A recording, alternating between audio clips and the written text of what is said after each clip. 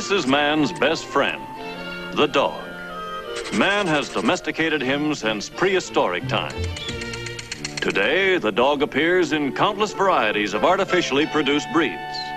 Now here's a Newfoundland with his grandfather, an Oldfoundland. Here, of course, is well, it's either a pointer setting or a setter pointing or a poinsettia. Oh, the heck with it.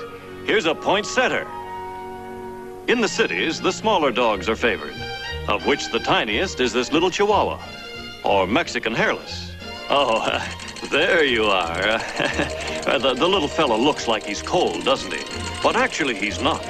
He's just very nervous. I don't care what you say, senor. I'm freezing. One of the most romantic fellows in the dog world is the French poodle. Killers?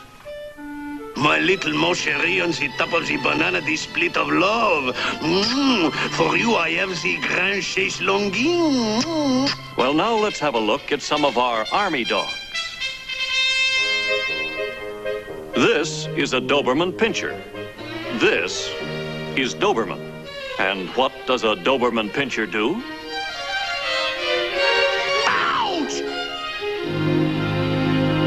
A very well-known breed from the South is the ever-popular Elvis.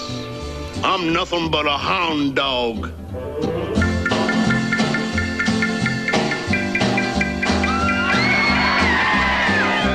Every year, the aristocrats of the dog world vie for honors at the National Dog Show. Here we have a blue ribbon Scotty. And over here's a Basset Hound who's tops in her class. I should be. I'm a star on TV. The big hit of this dog show is the Great Dane.